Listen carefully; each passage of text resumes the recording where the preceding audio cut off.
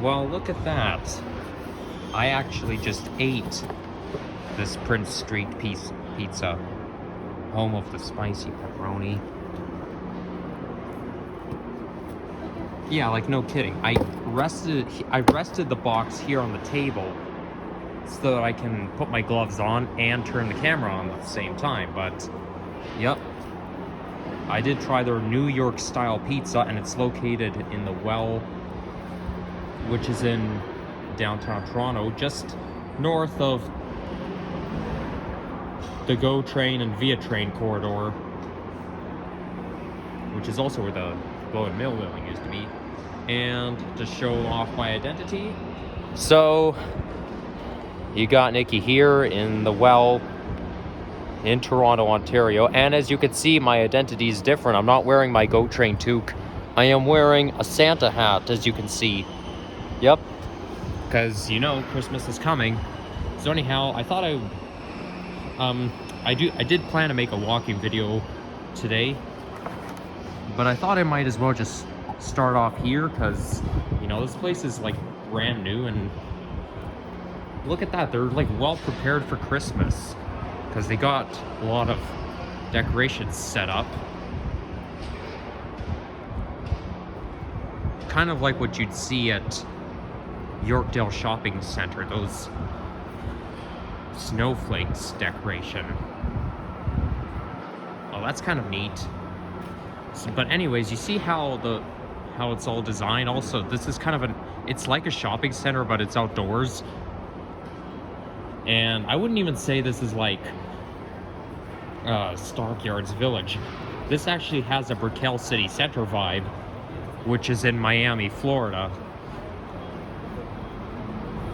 So it's basically, the Well is kind of like Toronto's version of the Brickell City Center, except Brickell City Center's in Miami, Florida. And I just showed off the date and time so that you guys know which date and which time I'm filming. Usually I post videos the same day they're filmed. At least you can see the time as well. Okay, this escalator is gonna take me upstairs. Okay, so they haven't blocked off the other staircase as well. Okay, that's good, because, you know, what if I have to go back down? Oh boy, they're still doing some maintenance around here.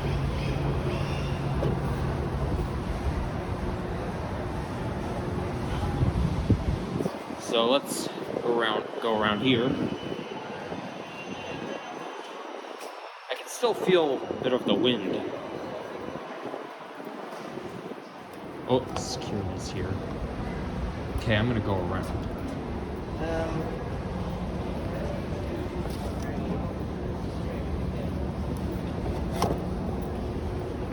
I can't avoid these guys, I just can't. These security guards are everywhere. Oh well, make the best of it. At least I have something to block my camera, so in case I do encounter those security guards. But if I'm holding a camera in my hand, I try to avoid them as much as possible, because at times like this, security guards are not my friends. Oh boy, I'm getting cold. It's only like 4 degrees outside. That's the temperature right now. Well, it's probably because I had a bit of a cold drink, because, you know, I gotta have something to drink to wash down my food, especially if it's something spicy. The pizza I had was a little bit spicy. So anyhow, here's what inspired me to try this thing.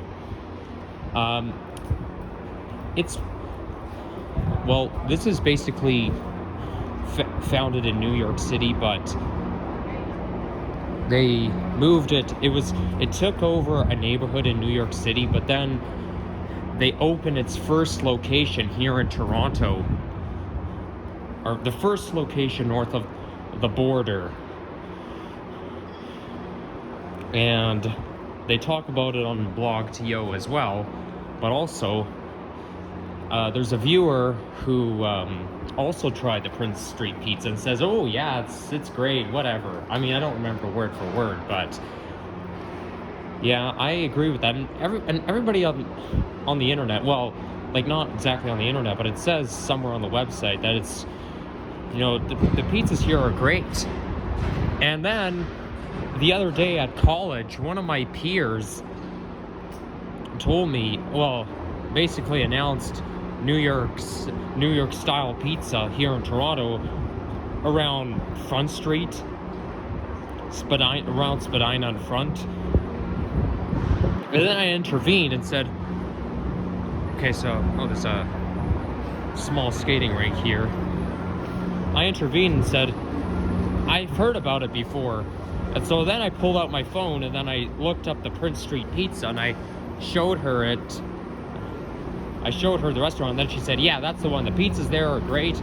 Well, everybody who says that, they're right. I think the pizzas here, like, those pizzas are better than I thought. And I knew it was going to be better than I thought. I didn't think they would taste that good. So maybe one day I'll come back here again. But I definitely recommend all Torontonians to try it out. And it's going to get a little noisy around here because we're near the corridor. Not to mention, this is where you can see the CN Tower very well from here. This is where the Globe and Mail and the Spin Master building used to be. I recognize this neighborhood less because of the condos they built. It's kind of like the VMC, Vaughan Metropolitan Center, Smart Centers. Oh, here comes a GO train. There's an MP54AC, locomotive number 672.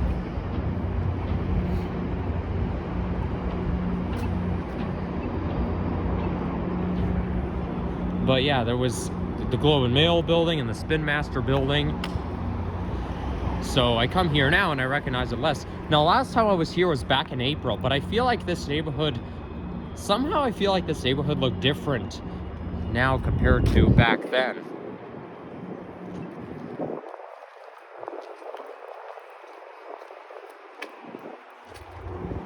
I mean, all I know is they're always doing construction around here. So in 2016, well, I think sometime in 2017, they tore the Globe and Mail building down and the Spin Master building, and then they replaced it with condos. But I used to frequent this area because that's when I used to pick my dad up from work. Yeah, and so yeah, I used to come here especially a lot when I was a kid. Like, I frequented this neck of the woods as a kid because my dad used to work in this area. So the well is where, I say it's similar to Vaughan Metropolitan Center, smart centers, because you've got buildings, you got condo buildings, but then at the bottom you got places where people can do their shopping as well.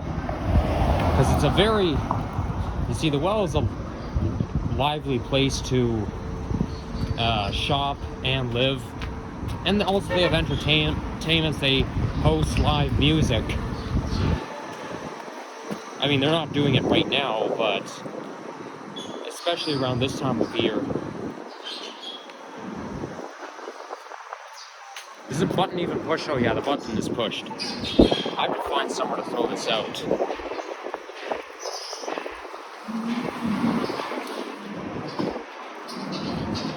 But I don't see any recycling bins. I mean, there is a recycling bin there, but it's all full, and the box is too big to fit in the slot. Oh well, I'm sure I can find somewhere else to throw it out.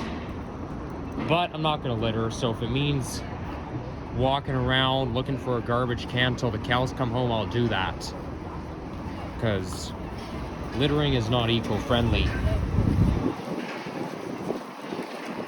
In fact, you can't always get away with it, because if a cop actually catches you littering, they can charge you. So anyhow, we're about to walk over the rail corridor. So those GO trains are all stationary, and there's an old cab car, 254. I find that 254 sounds very familiar. I know it's an old cab car, but I have a feeling I rode in 254 before. I was actually on a GO train quite recently.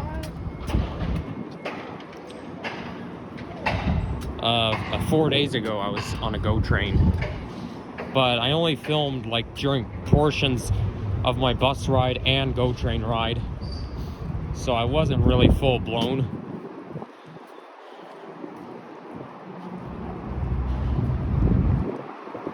Now, I don't think I've ever walked across this bridge before. This is the Concord City Place Bridge. And this is one of the perfect spots for rail fanning.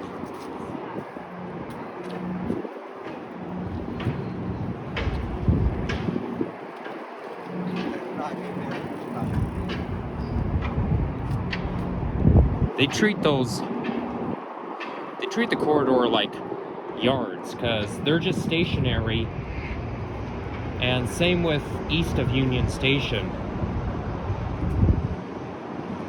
I guess it makes sense because Union Station is like the hub is where all GO train lines interconnect.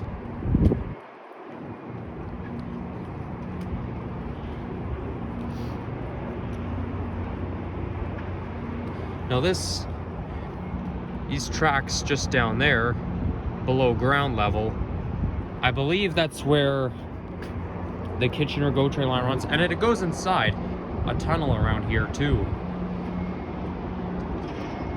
So I believe that's where the Kitchener line GO train goes in.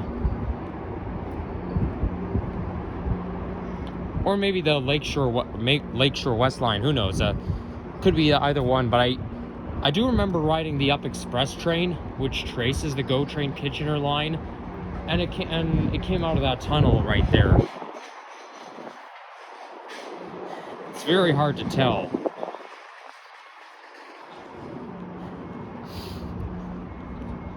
So now we're on the other side.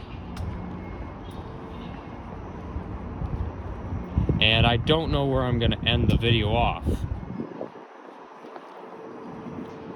Yeah, I better find a place to put this out, because not only that, my hands are also getting cold.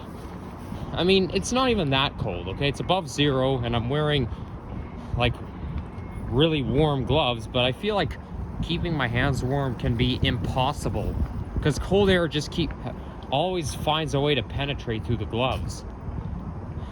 Lucky for me, I found a garbage can, which should be big enough to fit the pizza box. Now these are recyclable. Only thing is though, if it's got food contamination, it should go in the garbage. Let's open it up and see. Because yeah, if there's food contamination, it has to go in the garbage. Oh, here comes a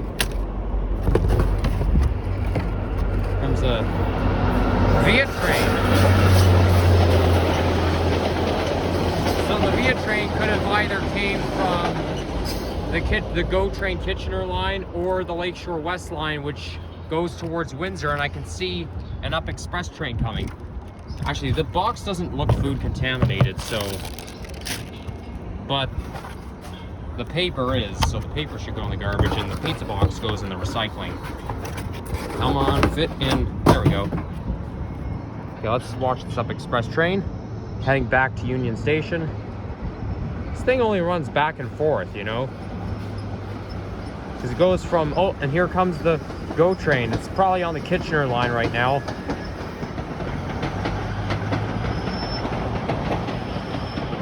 Well, it's not going underneath that tunnel. So, yeah, it could be it could be either the Barrie line or the Lakeshore West line. But, like I say, hard to tell. 607, so that would be an MP40 PH3C. It's always going to move slower around here.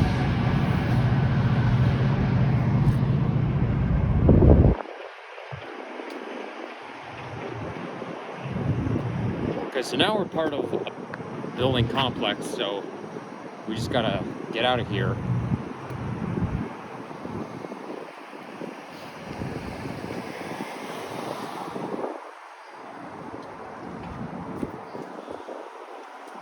Well, now that it's December, semester's almost ending for college and universities. Oh boy. Someone took a shit here and forgot to pick it up. Now, who made Dookie on the front step? Oh, you think it's funny, huh? I'm just kind of making fun of the quote from South Park, because I like to watch that show sometimes. But there's a South Park episode called Mystery of the Urinal Deuce, and in that episode, it's kind of, you know, it's kind of hypocritical and doesn't make a whole lot of sense, but what happens is Stan, the character, takes a number 2 in the urinal, but they don't find it out until the end of the episode. He actually admitted he did it because he felt like he was being blamed for 9/11 conspiracy, but he didn't do it for no reason. The reason why Stan took a number 2 in the urinal is because he didn't want to miss recess, but he had to take a shit, but all the stalls were full. There were no stalls available, so he was too impatient. I mean, nobody takes it as an excuse, but, I mean, in that clip that you find on YouTube, okay, the teacher is basically in the middle of a lesson, and then Mr. Mackey, the counselor, comes in and says, and interrupts the class and says, I gotta speak to the boys, come on girls, get out of here, I gotta speak to boys. Okay, it's not what he said word for word, but then he said, oh, somebody went number 2 in the urinal. Now, who made Dookie in the urinal? And I just like how people laugh, but you know what's even more hilarious, that what I like even more is that Mr. Mackey kept saying, oh, you think it's funny, huh? So yeah, just west of here is Fort York. There's one Fort York Boulevard. But yeah, I just like how he keeps saying that all the time. Then he says it on the announcer. On the announcement system. I don't see what's so funny to pull down your pants. And he also uses all sorts of terminology to describe it. Like, for example, he'll say dookie or big rag dog or meaty fudge or dragon fudge, rag dog, something like that. But, I mean, nobody's perfect, right? That's the thing with South Park. They're always hypocritical about everything. But what doesn't make sense is that they link 9/11 to the situation. I mean, 9/11 has nothing to do with it. So I totally don't understand that particular context, why they have to, because they keep referring to conspiracy.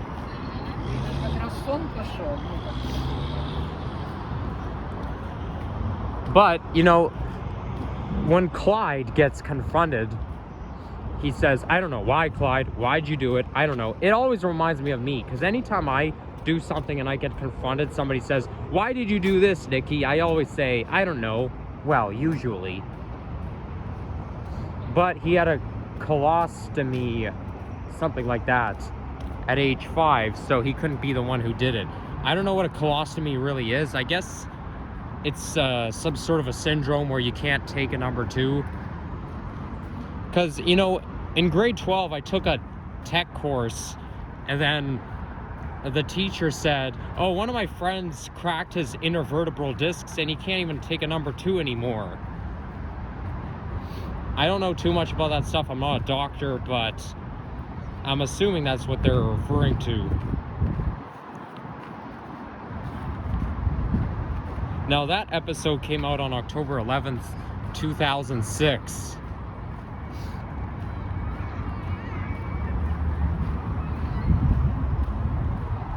As funny as South Park is, they're very, the animation is problematic because they use very cheap 2D animation, which actually deceives into thinking it's a children's show because of how 2D animated they are.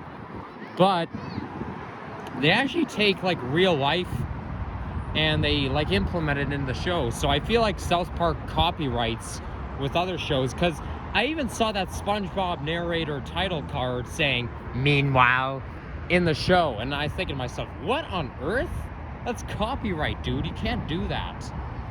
I mean, who knows? Maybe they got permission from Viacom or something. But I think it's just cheap to use 2D animation and implement real life into the show, and then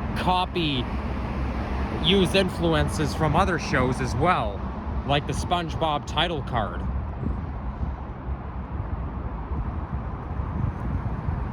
I mean, I know it's very popular, that title card, because SpongeBob's a very popular show. But I think whoever created South Park, I think one of the producers is Trey Parker.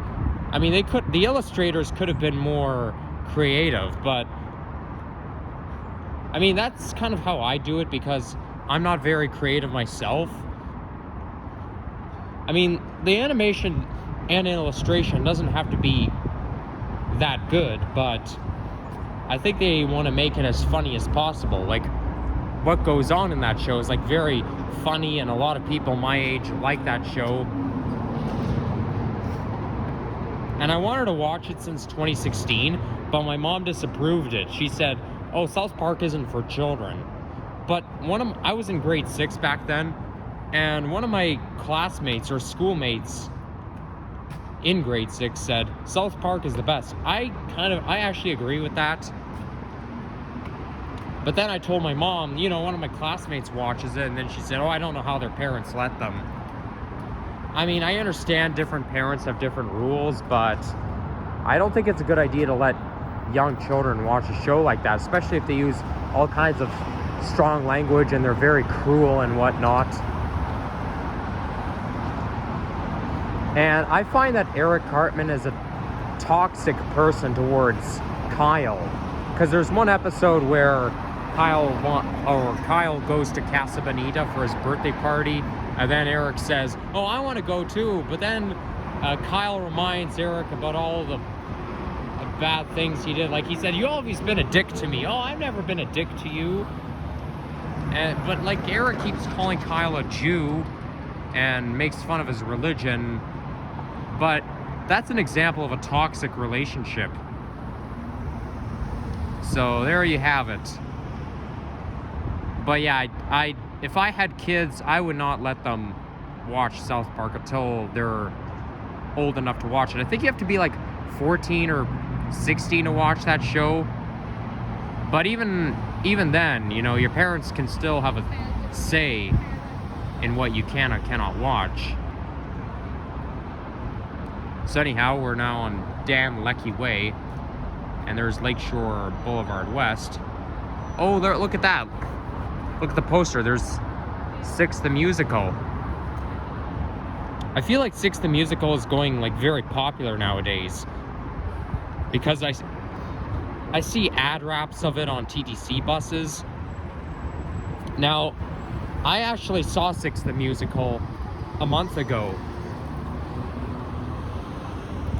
You guys probably already know this, because I posted a video of it, like at the very end of the performance. I posted the video because that's when they said, you guys want to pull out your phones and start recording. I was like, oh yes, please. So that's what I did.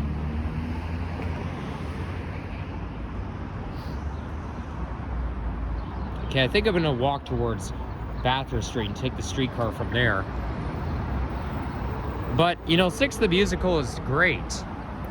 It's basically about, here's a sign right there. It's about King Henry, who had 6 wives. But the performance is very contemporary. Unfortunately, though, there is some loud music there. But that's one of the only times I can handle loud noises. Now, Six the Musical takes place at Royal Alexandra Theatre, which is owned by Mirvish. Now, I didn't really know about Six the Musical back then. I mean, when I saw this logo and everything, I feel like I've heard about it before, or I've seen it maybe on TV or something, or on the ads, but one of my neighbors actually took me out to see it. So I wasn't there by myself like I usually am. I was with one of my neighbors. And I see we're almost on Bathurst Street. So I think, is it possible for me to catch the 511 streetcar and take it up to Bathurst? I keep hearing updates about the streetcar diversions and streetcar route changes, but I don't really pay attention to those because I don't like streetcars very much. I find streetcars are very, very slow. I mean, the Blvd Outlook ones, the first time I rode on the Blvd Outlook streetcars was Christmas Eve 2014, because that's when they started to roll them out, but there were only like 3 of them back then. And now that's all they have. But the thing I don't like about streetcars is that there's always people wanting to get on or off the streetcar at every single stop. There's either someone pushing the stop request button or standing at the streetcar stop. I mean, I can see why, because you're in downtown and downtown's busy, but I don't know, it seems like it just runs so slow. You're like, oh, come on already, we'll never make it.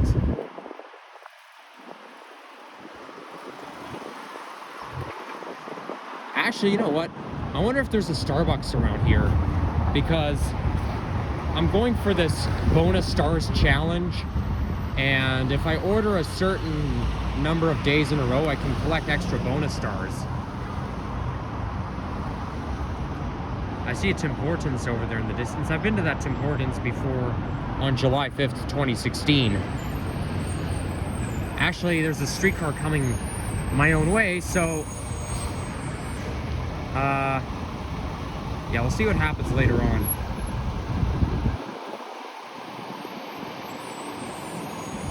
Okay, let's cross.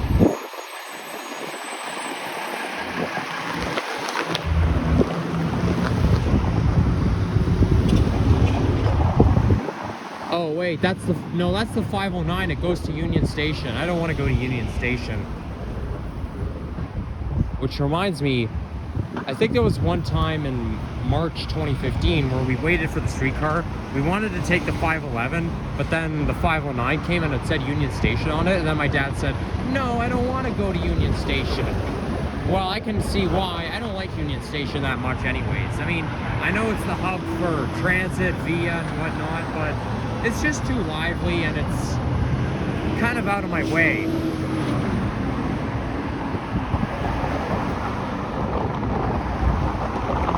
I can see the top part of the CN Tower. Now that middle part right there, if you look right in the middle, that's Sky Pod. And I've only been to that level once. I don't really notice a difference in height when I go to that Sky Pod. But I do think it's pretty cool to get a good view, or a better view.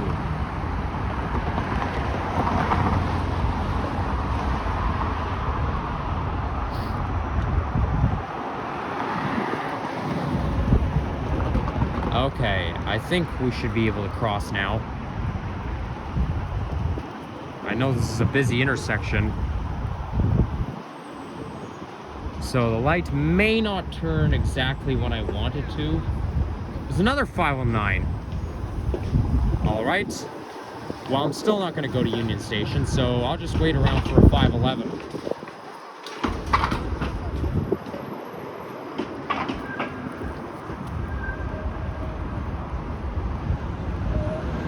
The streetcar route, which is also an inch close to 6 foot, might I add.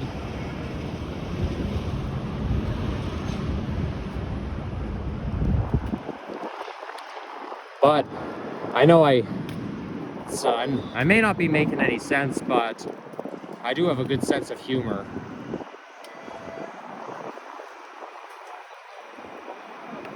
Okay, well, I see a streetcar like all the way in the distance over there.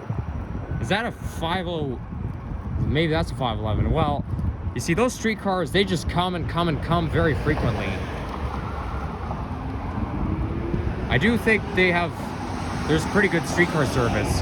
That's like the only services that do very well, because with subway trains you have to wait forever for a train to come, or same with buses. You have to wait a very long time for a bus to come if you miss one. But streetcars, I mean, I suppose it's possible, but at least not right now, or at least not during peak hours.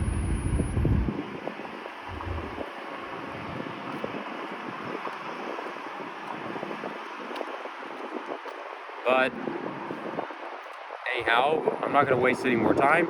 If you enjoyed this video, leave a like, comment, and subscribe if you haven't already. And stay tuned for more videos. Check out others as well.